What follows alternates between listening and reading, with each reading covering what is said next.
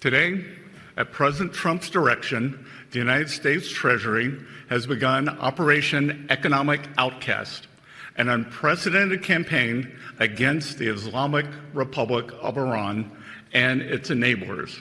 Those who stand with the United States will reap the rewards of our partnership. Those who tether themselves to the Iranian regime should expect to share in the isolation of a withering regime. They have made every effort during this period. They have tried to test the resolve of the Iranian people and the country's officials, and they have failed every time. Apparently, they have now decided to try another failure. Naturally, they want to wage economic terrorism against us, and we have our own tools as well. We know how to play this game. Trump left furious as Iran laughs off new U.S. sanctions and dismisses Washington's latest economic threats as big talk. Iran mocks Trump's economic war and declares Mujtaba's allies will ignore Washington's pressure and continue trading with Tehran. The U.S. threatens Iran's trade partners with sanctions, but China refuses to back down despite growing pressure from Washington. Ghalibaf takes aim at America's economic power, arguing that repeated sanction threats are losing their impact on Iran and its partners.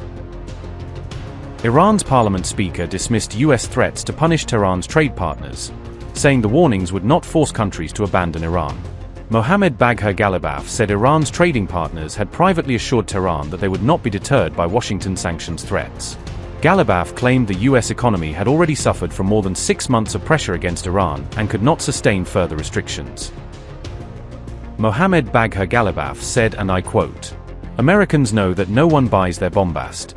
The United States is not in an economic position to further restrict its relations with other countries.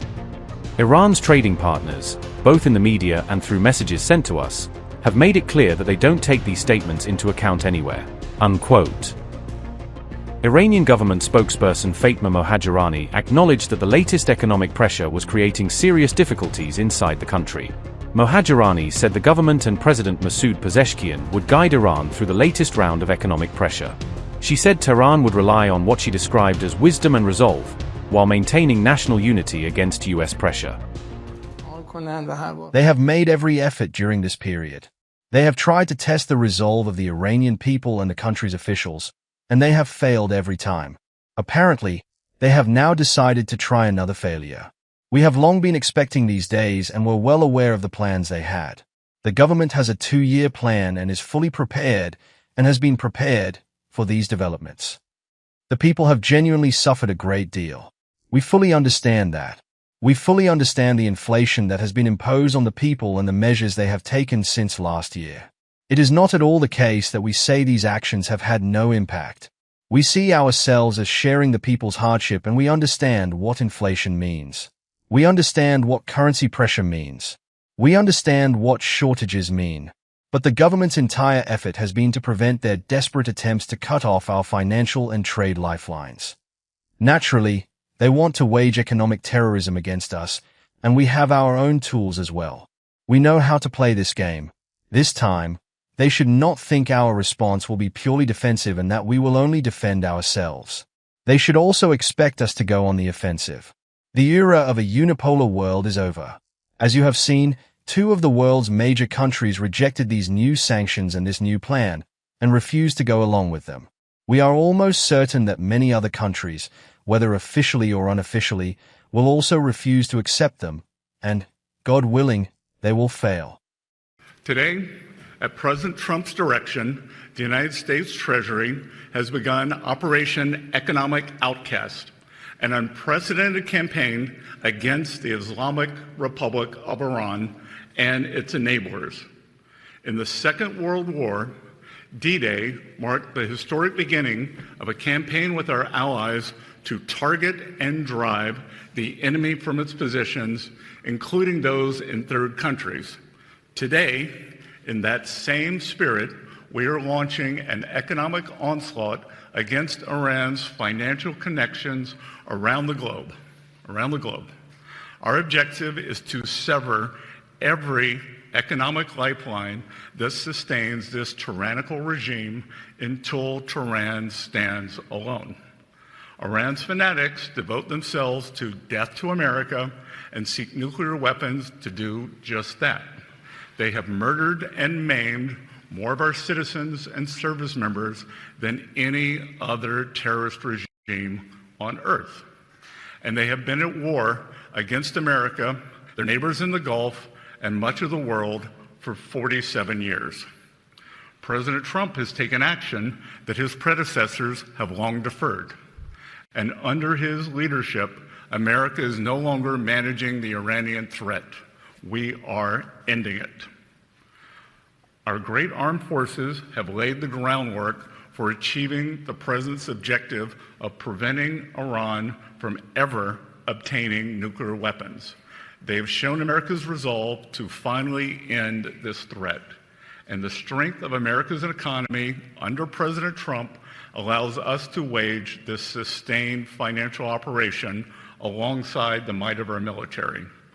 Iran now faces a very clear choice with only two paths before them: complete global isolation and a subsistence economy, or a path back to normalcy with an opportunity to rejoin the global economy.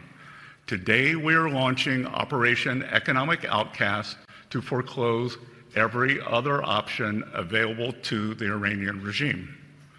Treasury has mapped every node, every facilitator, and every network that Iran has used to smuggle oil and evade sanctions. Beginning today, the actions of Treasury and other agencies will tighten the noose and block every potential source of revenue that funds the IRGC and the evil Iranian regime. We are enforcing a zero leakage approach. There will be no minimal breathing space for the regime to rebuild its capacity to inflict terror against America and the world. The final refuge of this regime is the mistaken conclusion of nations that still finance the Iranian threat in the hopes of evading it. It is no longer acceptable to operate in the gray spaces of this conflict. Countries cannot claim they are blind to enabling this activity. Iran's enablers purchase, transport its petroleum. They facilitate the flow of its finances through exchange houses and free trade zones.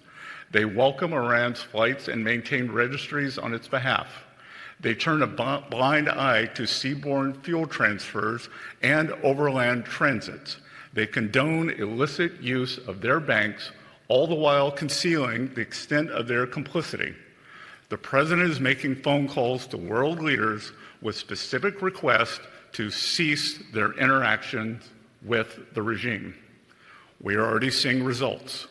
Over the weekend, comments from Iranian leadership clearly acknowledged the effect of this campaign, and nations that facilitate any interactions with the regime should quickly heed our message.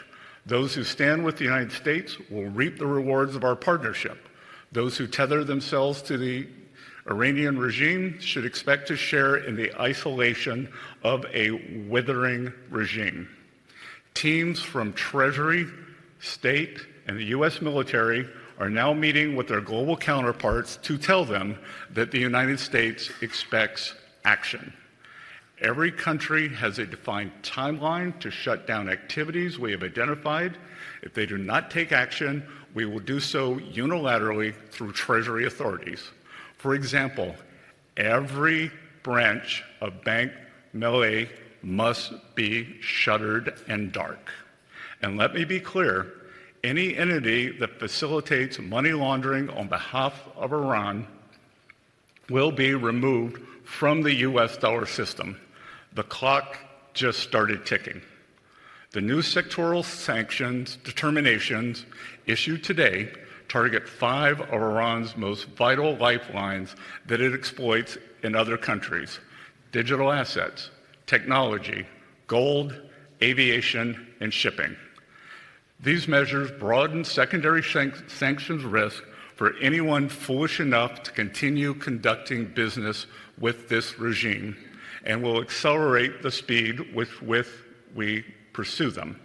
As I speak, Treasury's Office of Foreign Assets Control is also sanctioning over 60 entities, individuals, and vessels around the world that enable the Iranian regime to procure illicit nuclear and missile technology, conduct cyber operations, and generate oil revenue.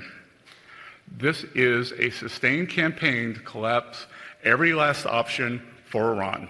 Let there be no ambiguity as to the position of the United States. An economic engagement of any kind with this murderous regime will expose those responsible to the full reach of American power.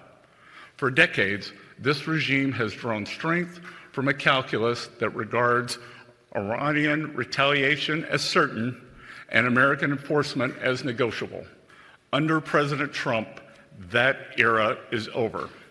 To the ordinary soldiers supporting this regime, as more and more of your paychecks stop or are supposedly just delayed, ask whether your commanders are leading your country to triumph or to ruin. And recall that the Berlin Wall fell when ordinary soldiers decided not to shoot at their own people. And to those who enable Tehran, do not discount the cost of testing Washington's resolve. No nation should expect to enjoy the rewards of our system while helping those who seek to destroy it. It is now a time for world leaders to make a decision between prosperity and isolation, peace and terror, America and Iran. The campaign we begin today will gather force with every day that follows, and it will not end until this regime stands alone. Upgrade your news experience with the all-new HT app. Download now